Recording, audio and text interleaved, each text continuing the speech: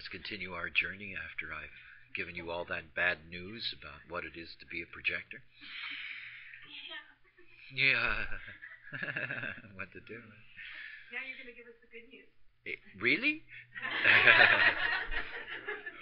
Optimism's a wonderful thing.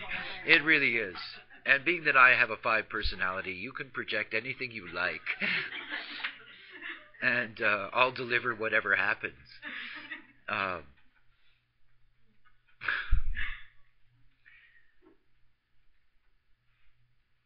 I've tried many times I do a lot of stuff that I call rave history or rave cosmology. I have an interest in the evolutionary pattern as a whole, and to see the way in which the pieces fit into the puzzle and the way in which these things work. And one of the areas that is so interesting is understanding that where we're going mutatively is we're going towards a world that will in many ways be dominated by pentas. And because we're moving towards a world that's going to be dominated by pentas, that it's so clear that the gift of what it is to be a projector becomes something that's really significant. Let me put it in another context. In human design, we have something called global cycles. It's our way of being able to follow the precession of the equinox and be able to see the larger shifting of evolutionary cycles. We're in a cycle now that's called the cross of planning. That's the 40th gate, the 37th gate, the 9th gate, and the 16th gate. And we've been in the cross of planning since 1615. That's a long time ago. These global cycles take about 410 years. So we started in 1615. The cycle's going to end in 2027. Now, background frequency is something that most people don't pay much attention to because they don't know about it and they don't know how to pay attention to it. It's like what happens in the transiting field. In the transiting field, the transit of the planets. I can remember going back to my very, very first experiences as a teacher of human design. I had a group that I was teaching in Ibiza, I think it was in 1993, and there was a transit of the nodes, and the 4323, the central channel from the ajna center to the throat, was being defined by the nodes of the moon. Now, the nodes can stay 3 months, 3.5 months in a channel, and in gates, and in this case a channel because the opposition forms a channel. And basically, bless you, it meant that everybody on the planet had imprinted into them in the transiting field this capacity of the 4323. And basically this is the channel of structuring. It's a channel that's individual, it's mental individual, and its expression is I know or I don't know. And basically it leads to a lot of people saying I know, I know, I know. And it leads to a lot of chatter, because after all, it's a definition of the ajna center to the throat, so it opens up the throat for all kinds of communication. So I said to my students, I had 3 of them. I took them to a cafe in the local village around noon hour, around lunchtime. The transit was going to change. I think it was like 20 after noon that day. So I wanted them to be in the cafe to experience the changing of a background frequency. Now think about it. For months prior to that moment, there were all these people on the planet that were given this channel because it was in the transiting field. So all of them were running around with their I know, I know, I know, I know, I know, I know, I know, and it was, So we're sitting in this cafe, and there's this incredible buzz. A lot of people in the cafe, and there's this incredible buzz. The background sound of many different kinds of voices in conversation. And in the case of that cafe, many languages being interspersed, so it really sounded like Babylon. And we're sitting there waiting, and I said, wait, you'll hear it. So we sit there and we wait. And the transit comes, it's at some point. I'm clocking the damn thing. And the transit comes, and all of a sudden, there is this absolute moment of silence. The 80%, 85% of the people in that cafe who had their ajnas, their minds connected to their throats, lost that connection in that moment. all of them who had become accustomed over the last 3 months of blurting things out and talking all the time, now they were going to get their sore throat because after all they were doing it on transit energy, and all of a sudden it was here, and it was absolute silence. Now it didn't last long. A second, a second and a half, this kind of sudden stop where you think the world has stood still, and then slowly this frequency comes back, but it's never the same. It's not the same because they all lost their voice. Only those after that actually had throat connections were being able to empower all of that. Now, that's just the nodes as a background frequency. Think about what it's meant for us as humankind to have a background frequency that's been with us since 1615, since, Shakespeare's plays were being performed at the Globe. Since then, we have been in the same background frequency. Now, part of that background frequency is the channel 4037, the channel of community. So basically, we've been living in an era in which the communal bargain has been established. And we see all that since 1615. We got all the basic institutions that we recognize today. Our governmental institutions, educational institutions, healthcare institutions, all of these various things have arisen out of this background frequency that says we have an obligation to our neighbors. Think about the United Nations, the NGOs, all of these things that go on the planet, the do-gooders, they want to save dolphins, babies, elephants, whatever the hell it is. All of this is because of the background frequency, not because we're nice. Because anybody who knows humans knows that fundamentally we're not. We're dangerous creatures, after all. And we are always creatures that, the veneer is being controlled by the culture and the programming. So think about this background programming. Not only was it background programming that created a bond in community, but the other two gates, the 9 and the 16, the skills and the potential to focus on detail, meant that all of the things that we got to discover, the arts, the sciences, all of those things automatically were applied to the community. In other words, the beginnings of democracy, the beginnings of democratic education, the beginnings of democratic medicine. In other words, the scientific skills that were created out of the 9 and the 16 suddenly became applied through the 4037.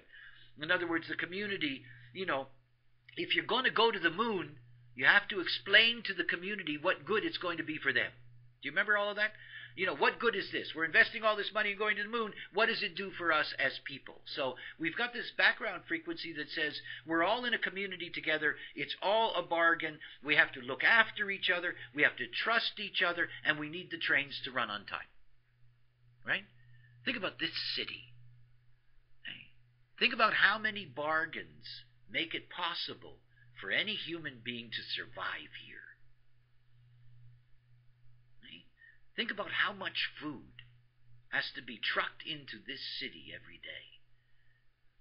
Just the food. Distributing the food, getting it to the right places, being able to get rid of the garbage afterwards. It goes on and on and on and on. All the services that you have, all these things that you have. This is this whole bargain structure of community that's been established by a background frequency. Now in 2027, it's going to end. That frequency is going to go away. And like those people in the cafe, where suddenly there was silence, this frequency is going to go away, and the way in which our planet operates is never going to be the same. It isn't. And the next cycle that we're moving into, which is called the cross of the sleeping phoenix cycle, the next cycle that we enter into is a cycle that's deeply, deeply individual. The cycle we're in now is tribal collective. In other words, let's share, let's support each other, let's worry about all those babies that are in Central Africa that are having a bad day. All of this stuff, it's all part of the frequency we have now. When you get to 2027, you're not going to see it. You're already seeing the decay. I mean, after all, this cycle started in 1615. We're only 18 years, 17 years away from the change of the cycle. You can already see the deterioration. That is, no matter how much we try as a community to save everything, we can't. That our capacity to be able to just protect children from diarrhea is limited, let alone anything else. I mean, it's not like were able to do the job, and those things are deteriorating. They're all deteriorating. See, human design came into the world for the individual, because we're about to enter into a historical phase in our evolution in which authority is not something that's going to be guaranteed from above. This is what we've been living with 1615. Since 1615, we have been transferring authority to all kinds of collective tribal institutions. Those collective tribal institutions that determine how we're going to be educated, how we're going to perform religiously, how we're going to perform in terms of our bonds with others, what the rules are going to be, all that stuff, layers and layers and layers of it, how we're going to be fit into the society that you've got millions of people living in this city, and it's amazing they don't all kill each other, after all. I mean, rats would. And the only thing that keeps all of us being relatively civilized is the underlying bargain that's been the background frequency that says that we're all in this together and we've got to help each other out and, all of this stuff. And it's so interesting. Human beings really think that that's coming out of them. That we're really nice, wonderful creatures, and this is really part of us, that we're really like this. It's a background frequency. If you go to the frequency before that, which was much darker, you'll see that we weren't so nice. And the basic, purpose and the way things worked out in the homogenized world were very different. We're constantly within the hold of the program. As we move forward, the only thing that we have to protect us is our own individual authority. It's why this knowledge is here. It's why I don't worry about my children and what's going to happen to them when we get beyond 2027 and we step into another age, because they're going to be equipped, because they can operate out of their own authority. And this is what's going to break down, and it's something that's already breaking down. It's why projectors are here. Think about the way that it works. Everybody assumes that the internet, which is really a delightful thing, and human design's deeply indebted to it, that the internet is somehow something that's going to stay with us. There's this assumption that it's going to stay with us. In the same way, there's this assumption that these megalopolises, that have sprouted out, places like Shanghai with 35 million people living in a city, that somehow we're going to be able to maintain all of this. We're not. What happens in a place like this when they don't deliver the food? I mean, what are you going to do?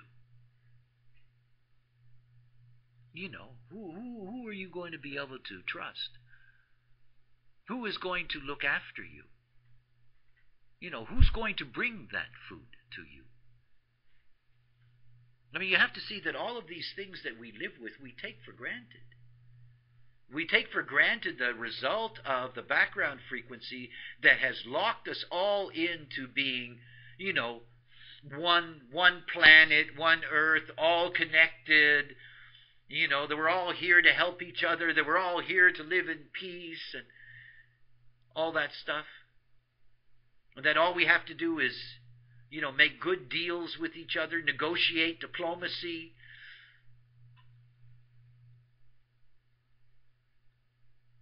See, you take it for granted, and it's not something to take for granted. It's going to disappear.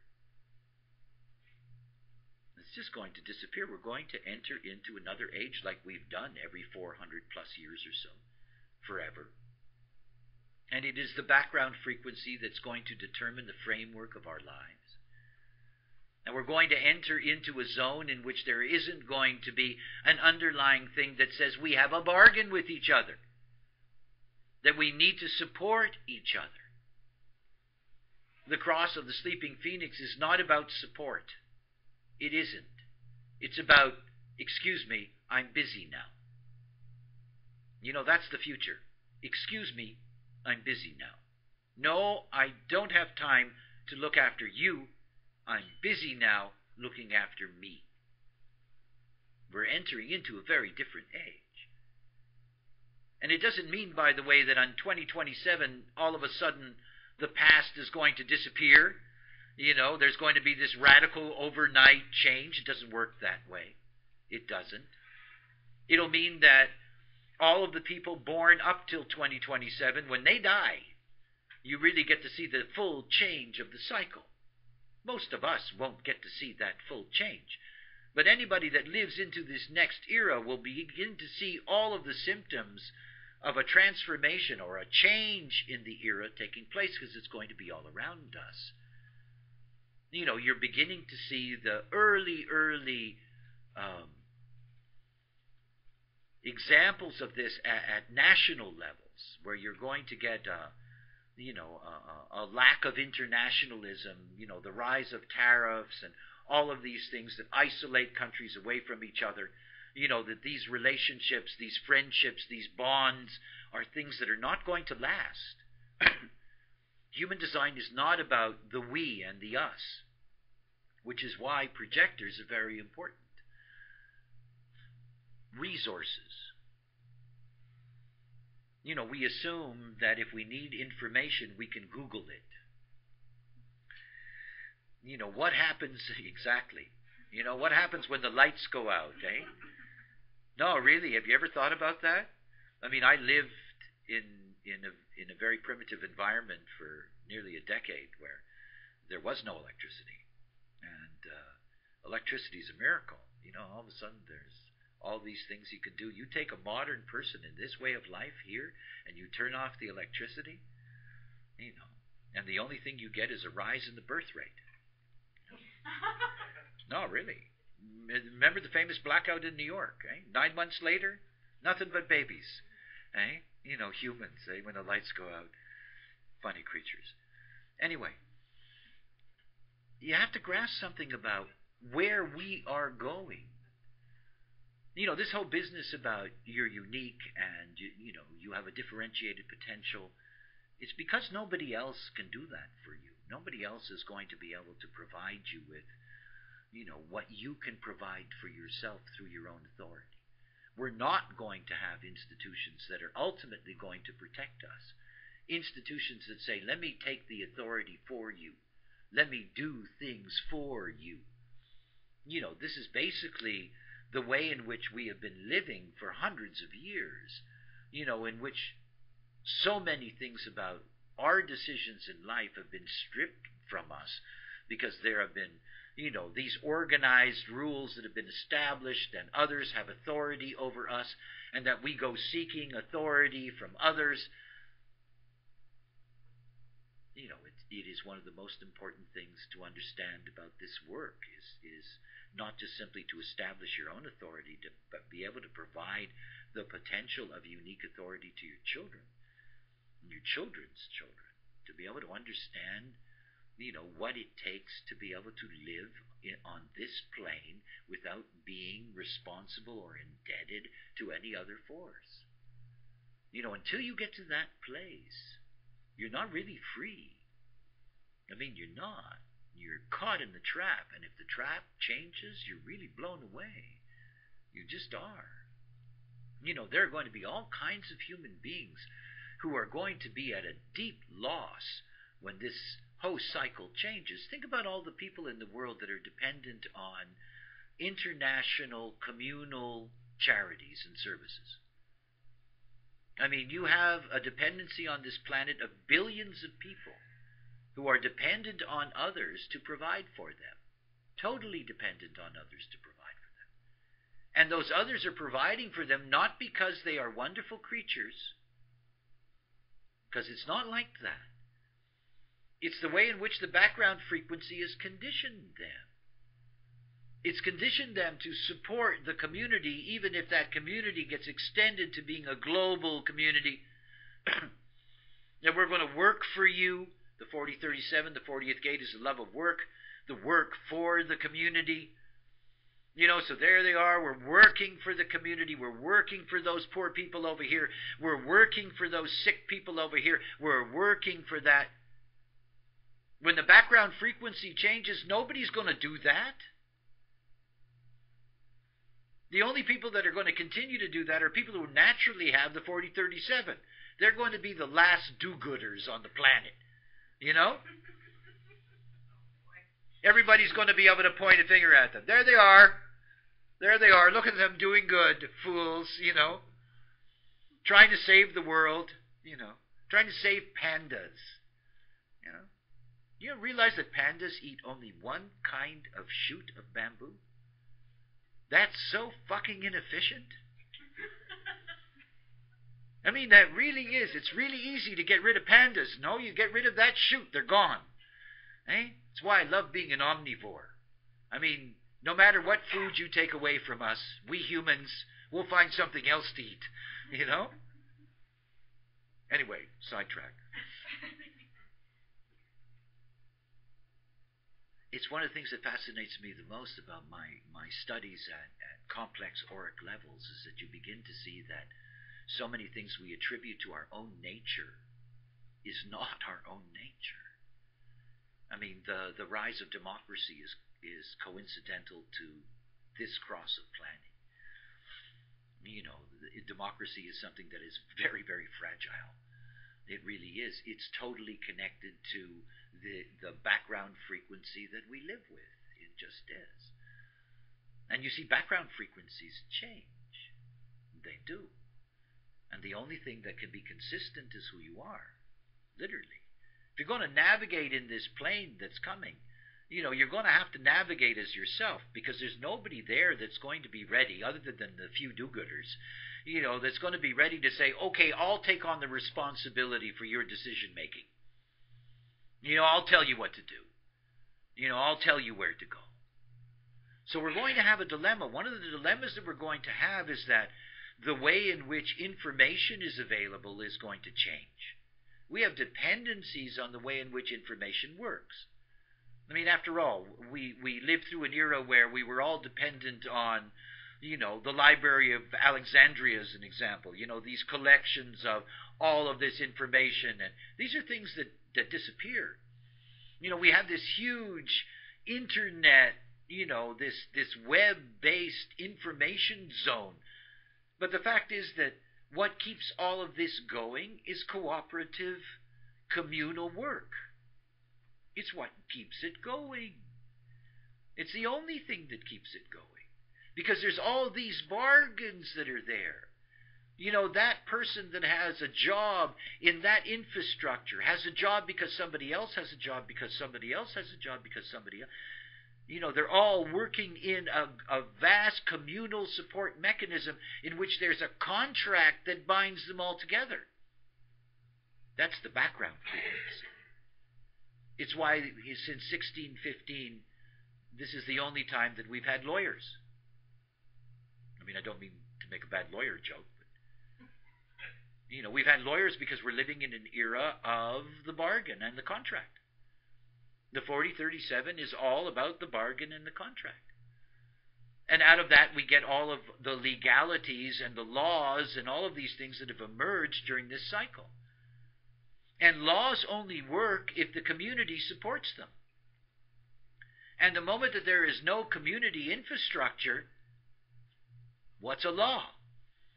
If you're operating out of your own authority and you're an anarchist like me, that's delicious. It's like, Jesus, it's about time. For a lot of people, the idea is frightening. You know, because we have this social contract that we all assume is our right. Is our right. You know, the modern social contract has emerged in this time of the cross of planning. And we take it all for granted, even when it's nonsense. You know, we're all born equal. That is never something I understood. We're all born. I think that's true. Beyond that, the equal stuff, I don't know about that, because we're all born with this and that. You know, we're all born different, whatever the case may be. But you have to see that throughout this whole period, we're all born into a social contract. And not that all the social contracts are nice. You know, the social contract that says that you have to have, you know, clitoral or penal circumcision isn't that nice contract. You know, there are social contracts that say that if you steal, you know, you lose your hand. You know, I mean, There are all kinds of social contracts that we have that aren't all necessarily lovely, but this is what we live by. And the social contract is only there because of the frequency that we live in. That's going away.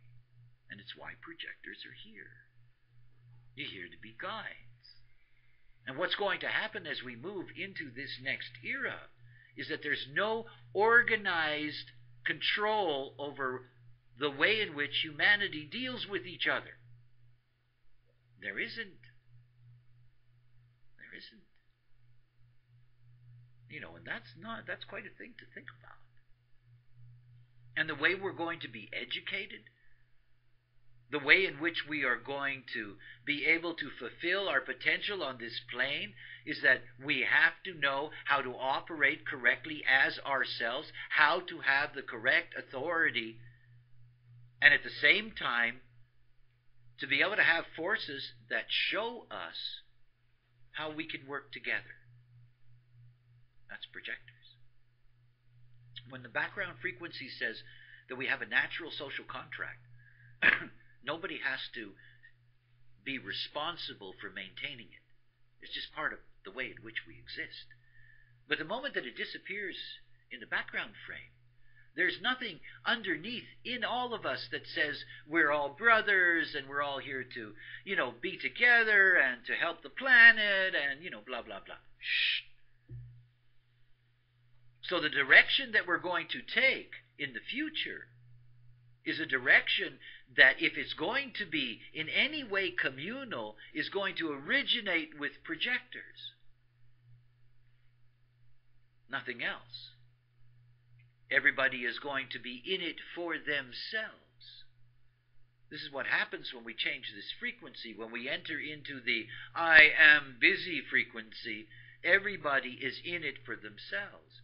It's why this knowledge trains people to be able to have their own inner authority so you can navigate in any circumstance.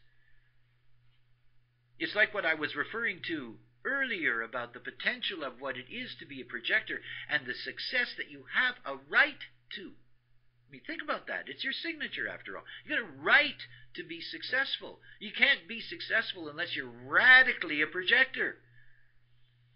Until you're waiting for those invitations. And now, it's not as easy as it will be in that coming tomorrow. Because in that coming tomorrow, all those individuals, do not have a sense of what to do or how to do anything together. They won't. There has to be forces that guide them. This is what the projector is all about. So it is a responsibility of recognition. What does the individual do with their energy? Take the individual generator. You go into the future. You got an individual generator. They have their own authority. Their own authority gives them the capacity to be able to say yes or no to whatever is, asked of them. And yet they're in a background frequency that says you're on your own. So what do they do on their own? They can't know what they do on their own unless they have something to respond to. And you're going to have all these other beings around them that don't care about that. They're all caught up in their own trip. That's why projectors are here to guide. I mean, when you see the projector in this day and age, it's hard to see their role because it still looks like it's a manifestor world to lead. I mean, it still looks like that.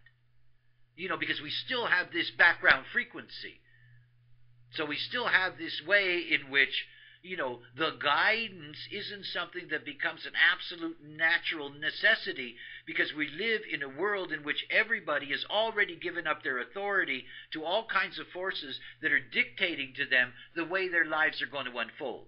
Beginning with your families and their conditioning, the schools you went to, the country you live in, all of that stuff.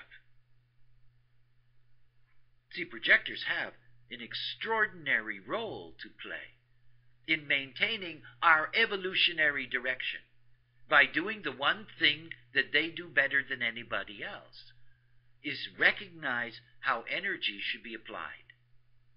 Because again, it goes back to the core of what it is to be a projector. You're here to guide energy. It's what you're here to do. And because the background is going to take away the strength of these institutions, and slowly but surely over decades they will fail and crumble, then not being able to have that established authority around you where you can give up who you are and have all kinds of things direct you, that if it isn't for the presence of projectors, there's no way that the energy movement into the future is going to be correct.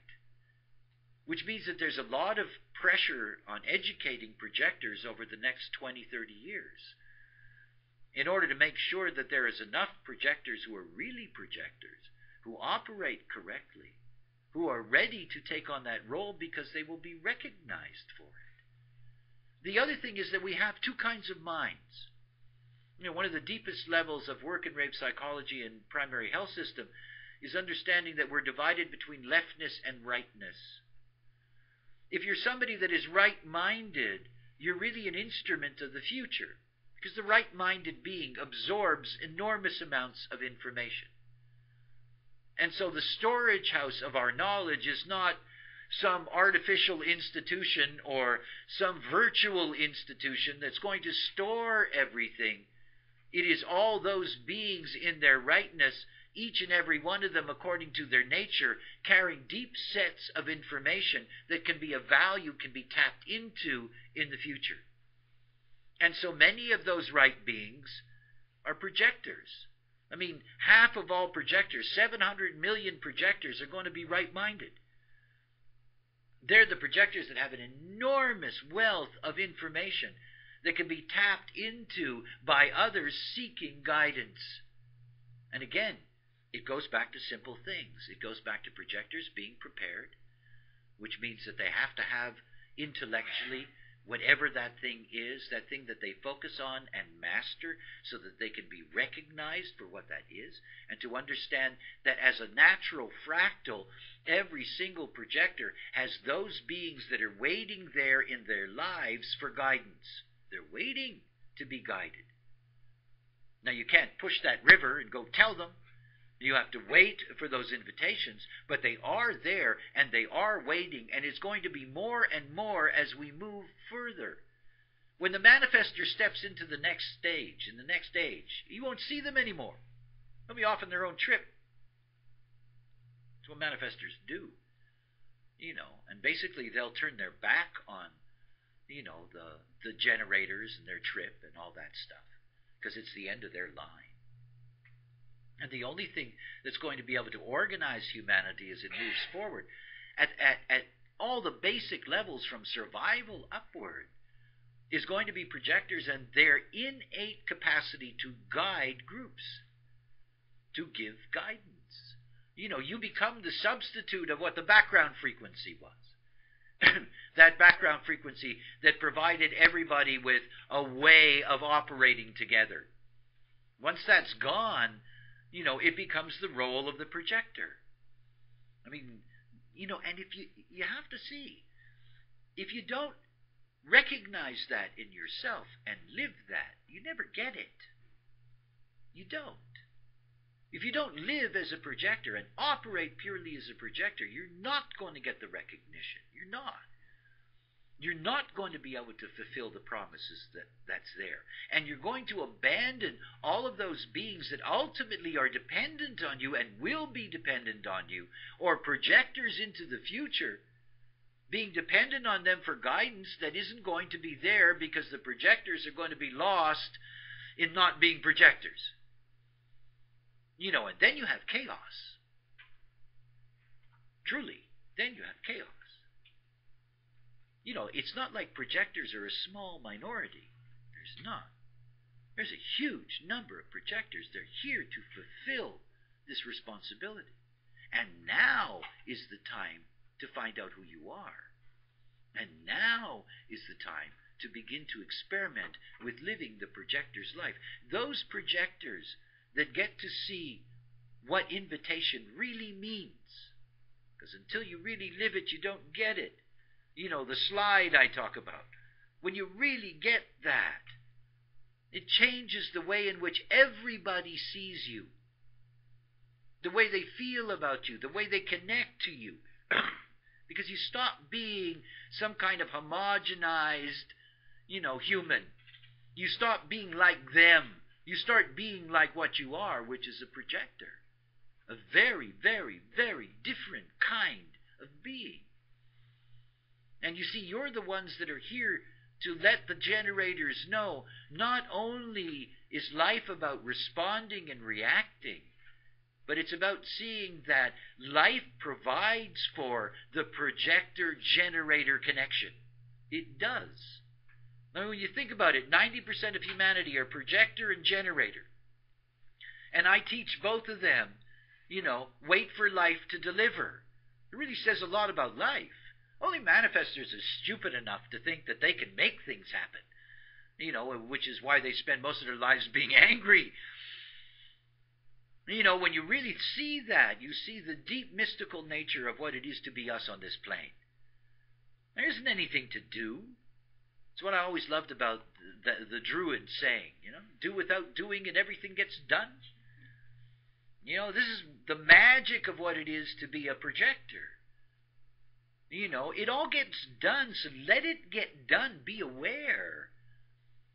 Allow these things to come to you, no matter where you are in your life now.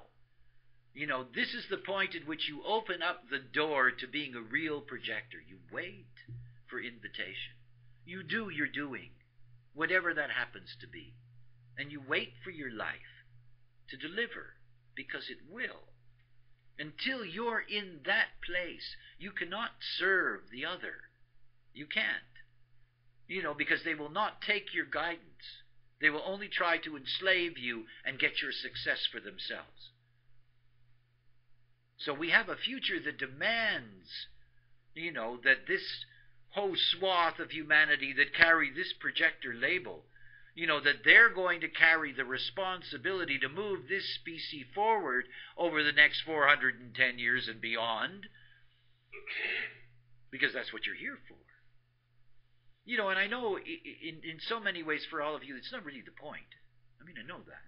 I happen to like history and evolution and all those things. And, when you're concerned about your life and so forth and so on, and your own minutiae and all of this stuff, that it doesn't really seem to matter that that's really what it's all about. But, the very quality of your personal life, the way in which your life is going to unfold, all of this is dependent on whether or not you're going to see it as a projector. And not see it through the filter of, your disconnect to the way in which life has worked for you. And not being part of how everybody else is conditioned. You're here to be so different. And when I see projectors, I step into this room and I feel your aura. I know how different that is. This is a very odd thing to have so many projectors in a room. And for me, in terms of frequency, you guys aren't giving me anything. It's very interesting, if I'm in a room with generators, when I walk out at the end of the day, I could teach for another 8,000 hours. You're projectors. You're that's not what you're about, nor is it what you should be about. You're not here to be like the others on this plane. You're not. And you're not here to be caught in the traps of all of that. The material traps, the energy traps, all of that stuff. You're not. You're really here to be, the high priestesses and priests of the energy flow. You're here to raise your hands in the air and it's all there. And the capacity to see it. Because I think the thing that's most frightening to me about projectors is how blind they are. Blind. And here they are supposed to be here for recognition. And they don't see it. And you're here to see. You're really here to see things. You're really here to recognize at a profound level, unlike anyone else. And you're really here to recognize the other and their limitation. You're here to be able to recognize when the other needs guidance. You're here for all of that. And you're here not to worry about what you do about recognizing.